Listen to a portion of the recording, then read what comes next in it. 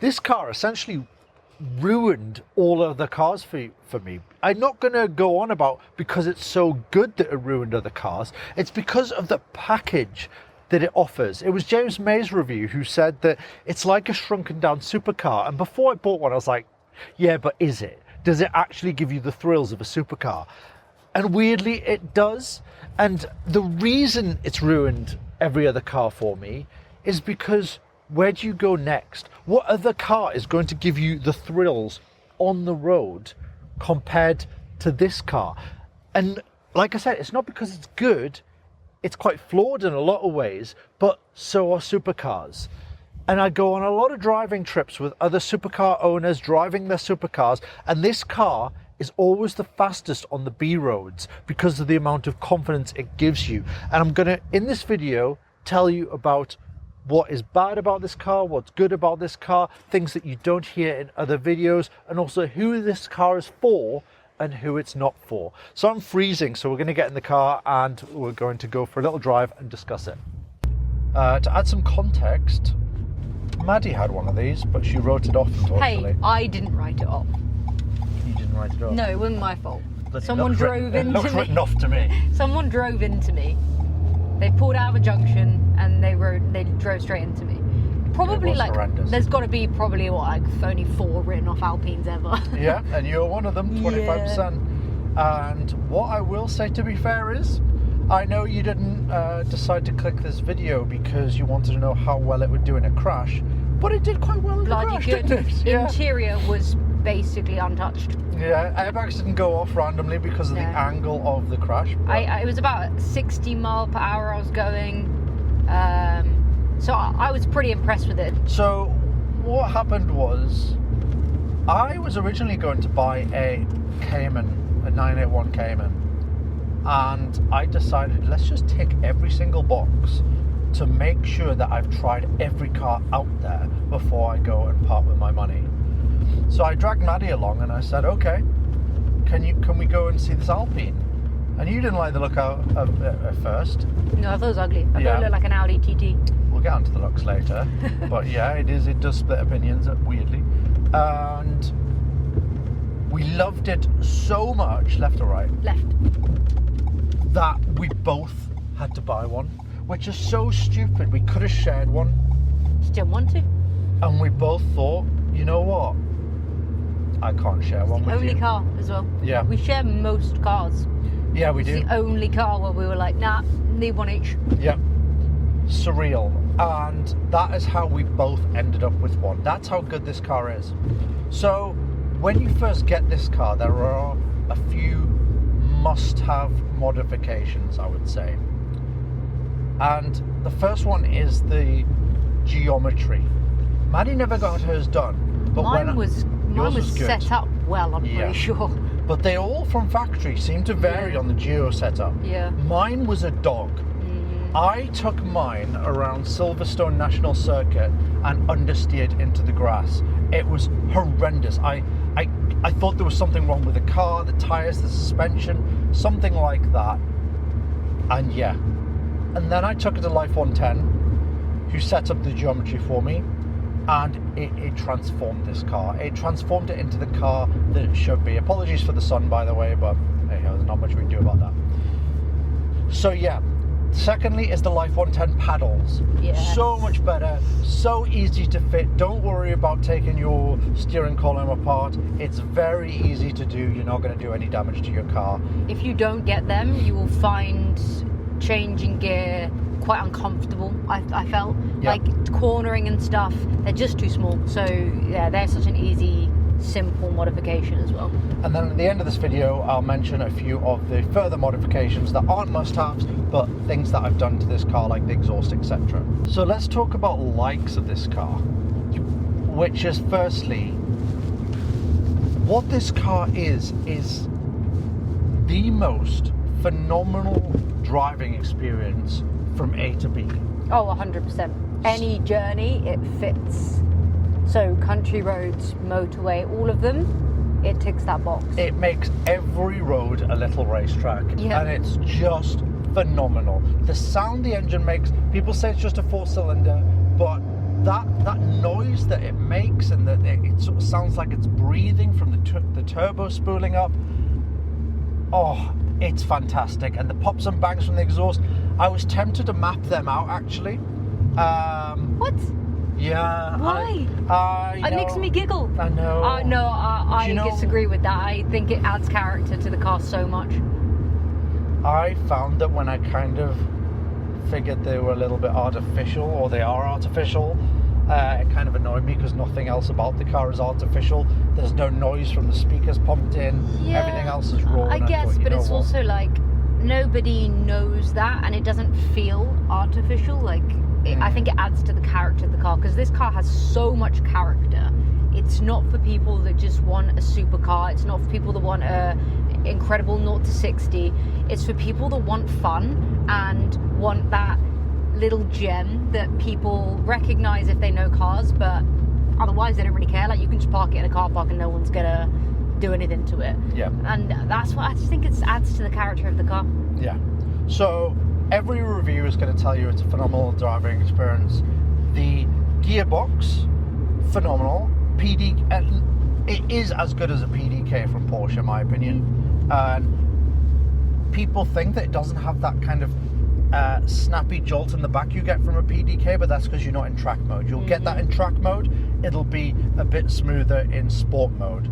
So actually, I am a person who thinks that a lot of these gearboxes have gotten so good that it kind of makes changing gear manually redundant unless you're on track. So you will have seen my other videos, I've got an Aston Martin Vantage S. That forces you to drive the car in manual mode. I like that because it can't do it better itself. This car can do it equally as good itself.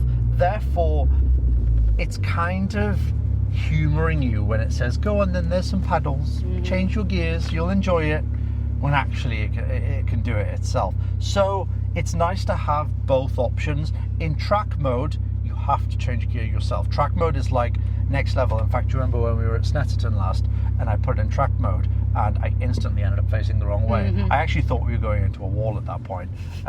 So yeah, it does reduce the... It's the only time... This car makes you feel like a good driver. When I drove it for the first time on track, I thought I was incredible. I was I should be a professional racing driver.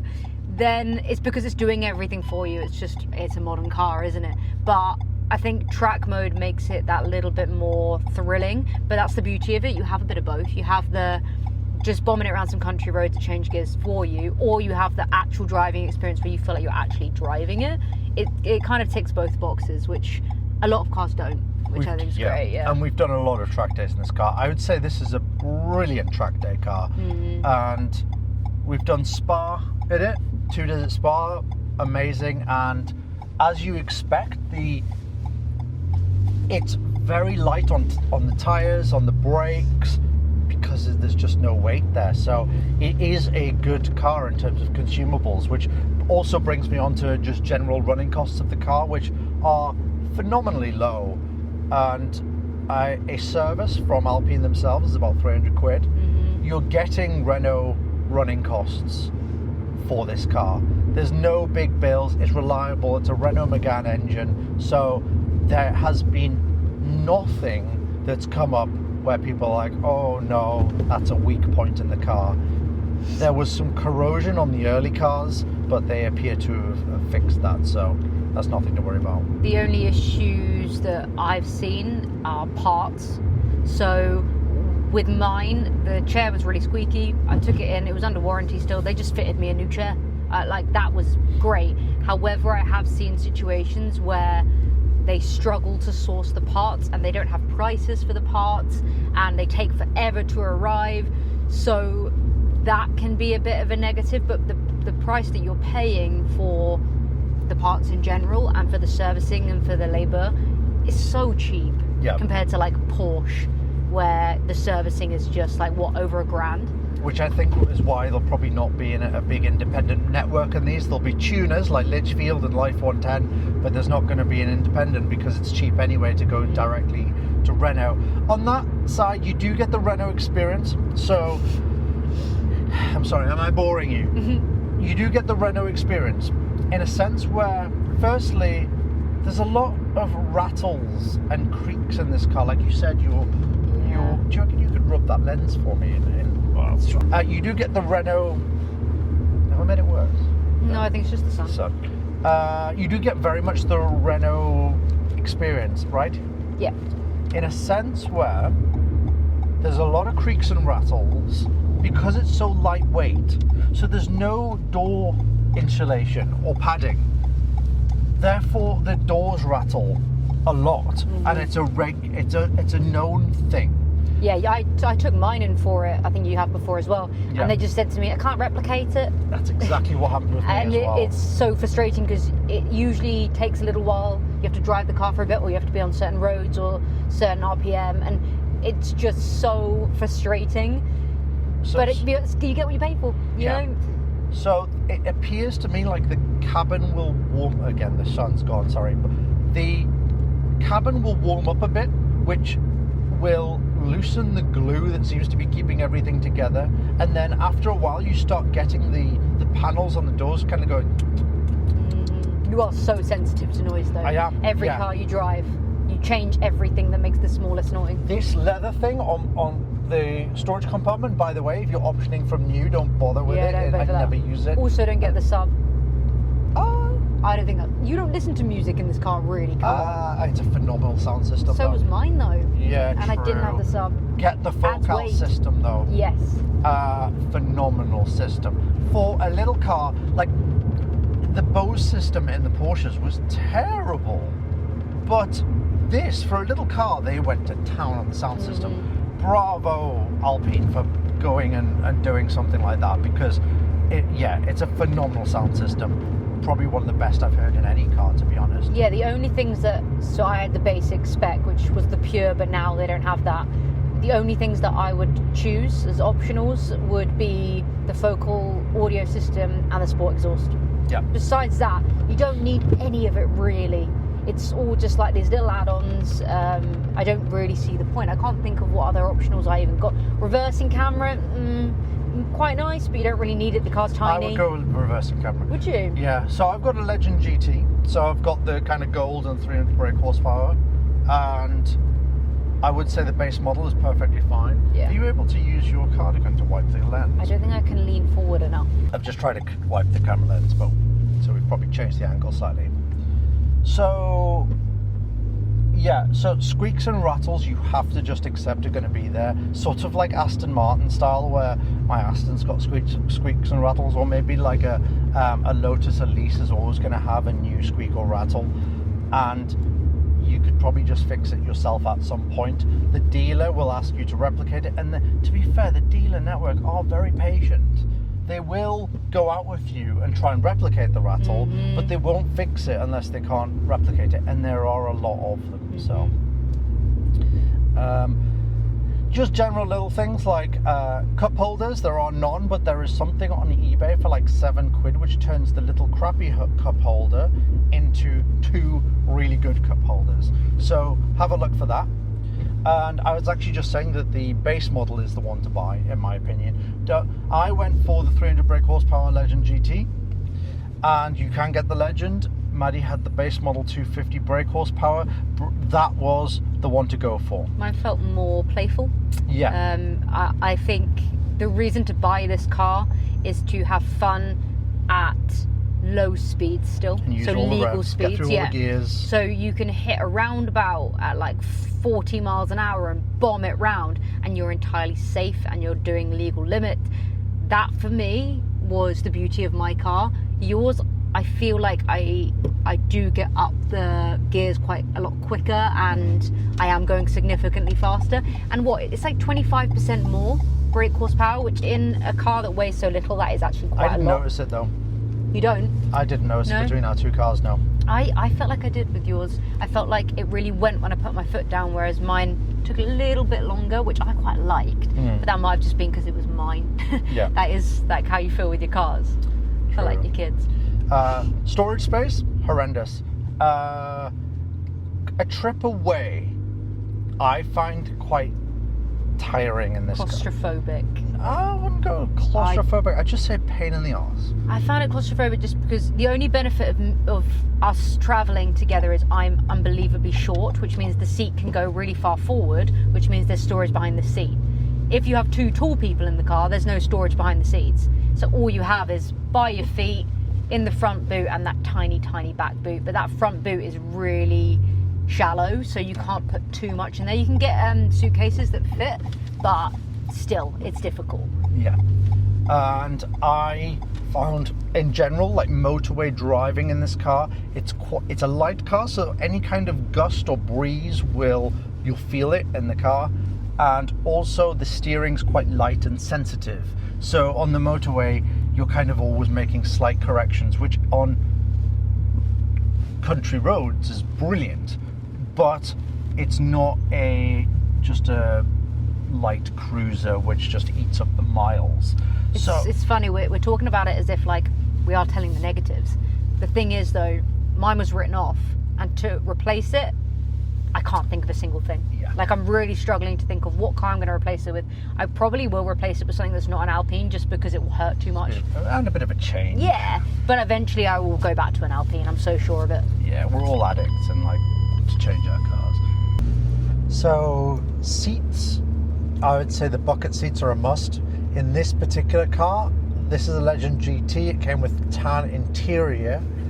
Mine is very much a one of one, and I'm the only one that has tan bucket seats in my car because I got them retrimmed. So I had the regular comfort seats, which actually weren't very comfortable. They were very hard. The plastic, it was like a plasticky leather. I didn't like it at all. Only benefit was the heated seats. Yeah, they did have nice heated seats. Yeah. But apart from that, the buckets are just so much better, and it makes your passenger feel a lot more like kind of secure when you're driving spiritedly. Mm-hmm. So I much prefer that. And yeah, I got these retrimmed because I wanted to keep the tan interior, but I needed the material, so that came from Bentley. So it was Bentley leather and Alcantara combination for the seats, and I think it looks amazing. It's just nice to have a car that like nobody else has got the same car. So when you are speccing yours, 100% go for the bucket seats. We keep saying specking as if people would buy it brand new. Yeah. And something that I have learned since buying one brand new. So we bought ours 2.5 years ago. It was very much a point where it was really hard to get one. There wasn't many on the market, and if they were a pretty similar price to buying brand new. Yeah, it was that kind of weird 2020, 2021. Yeah, I think people had a lot of disposable cash. And so we both bought brand new. And now looking at the market, I don't think people should buy these expecting them to hold their value. I don't think, but I might be proven wrong, they'll go below like 30. But they're not holding value the best. So I would buy a second-hand one if I was going to buy again. There's not that many color combinations that you can buy, and not many different wheels and all this, so you're probably going to end up finding one second-hand that you like, and you would expect a brand new one like that anyway. So I've already mentioned the size, as in it's a very small, little, nippy car. One of the things that I love about that is the general sensation of speed that you get. It's like you don't need to break the speed limit to have a great time in it, and I love that about it. And so when I drove a McLaren, for instance, it's like the thing didn't wake up until it was at 120 miles an hour. The steering didn't feel like it had any weight to it or any feedback until it was above 80 miles an hour. So if you are someone who kind of doesn't want to drive at 120 miles an hour everywhere, then this is the car for you. What you lose is obviously the storage space and just kind of the general crampedness. I would say that I don't feel cool driving this car. I'm quite a big guy. I think it's quite a feminine car. Is it? Weirdly, because no women buy it. No, I think on the groups I've seen maybe 2 other women driving these cars. They feel quite feminine. I think they are gorgeous. That might be because I'm in love with the driving experience, but the look of it is definitely it's grown on me, and I think it does look gorgeous, but it still gives me a similar vibe to quite feminine cars like an Audi TT, like that sort of car. Nothing wrong with it, but if you're someone that kind of cares and wants to feel a little bit more masculine, this is not the car for you. It really isn't. I see pictures of me in it, and I kind of feel like I look like is it Scully from Monsters Inc., the big one? Yeah. In the car, because it's just a smaller car. So the Aston, for example, I feel much more cooler in it. If that bothers you, then obviously don't buy it. For me, it doesn't bother me at all. In fact, the attention the car gets is phenomenal in terms of the positivity.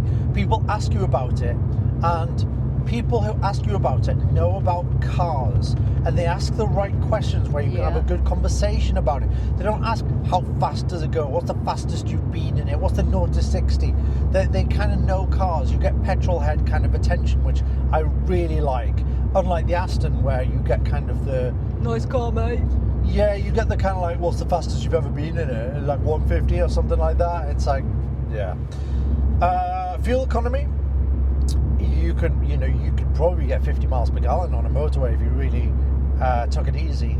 So I quite liked that when I was driving with all the supercars, the McLarens and stuff. We'd all start with a full tank, and we'd be blasting it on the B roads, and I'd hear that people needed fuel, and I'd be like, still got 3/4 of a tank here. So that is just amazing. Left or right? I'll go left because of the flooding. Okay.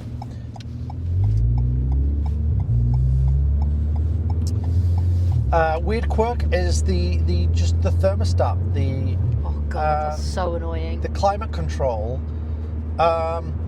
If you are hot, then the only way to make the cabin actually cool down is put it on the lowest setting, which is ice cold. It doesn't even have a number.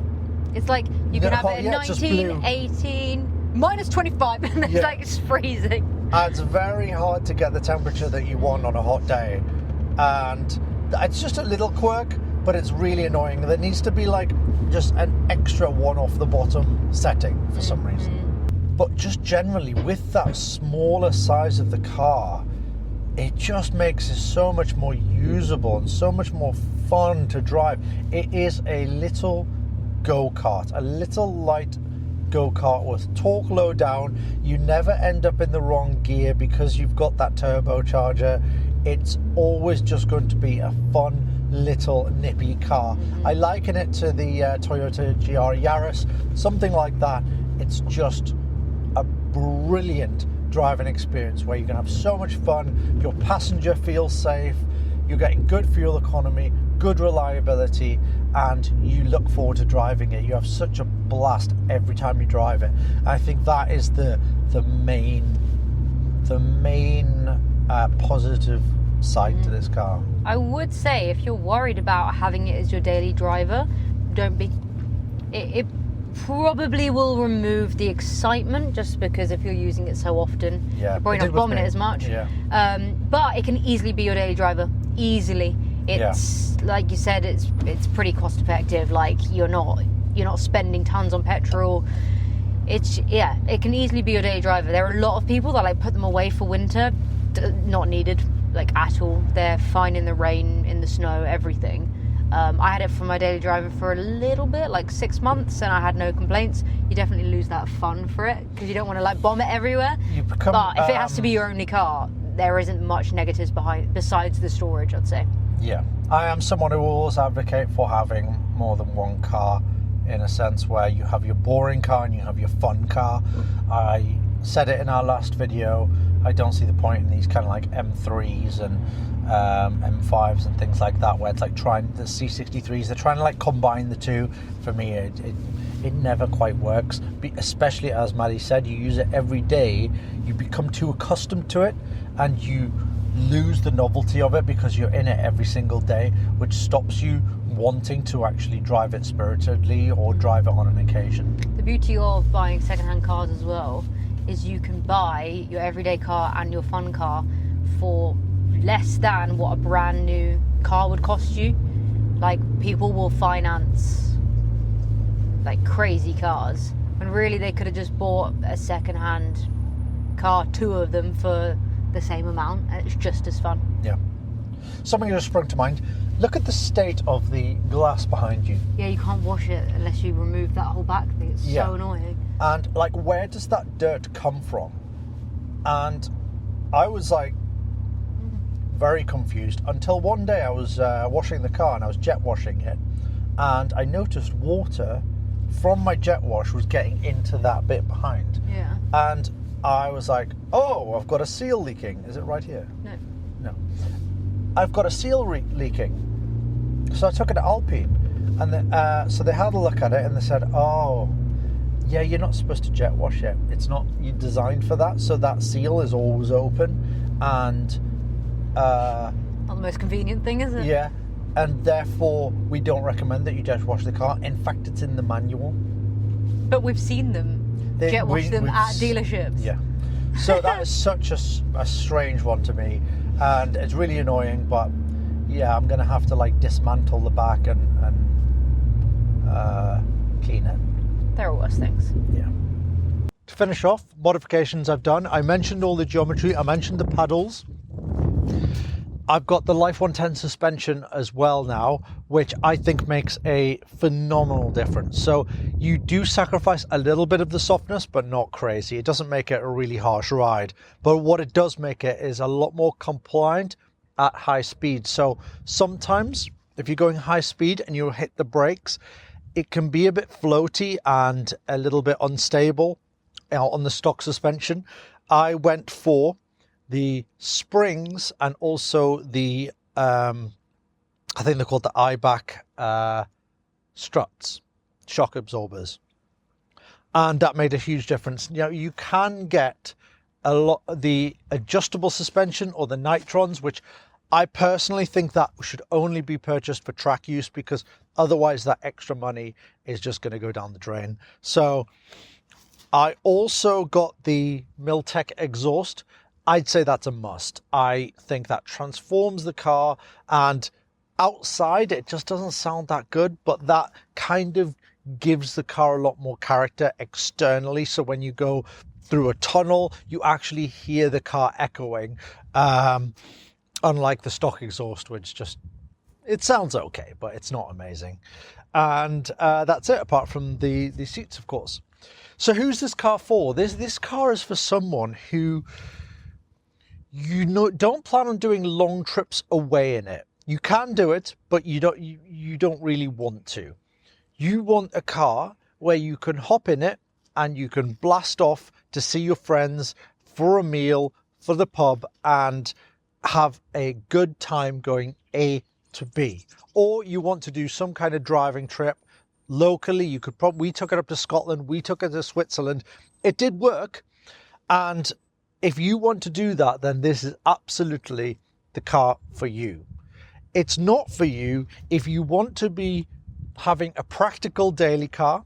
If you want to pack it up and go away for 2 weeks, then it's not really for you. Or if you want to look cool and impress people, then you're not going to get looks from like admirers as if it's some kind of supercar. It's not. You're going to get looks, as I said, from people who are car enthusiasts.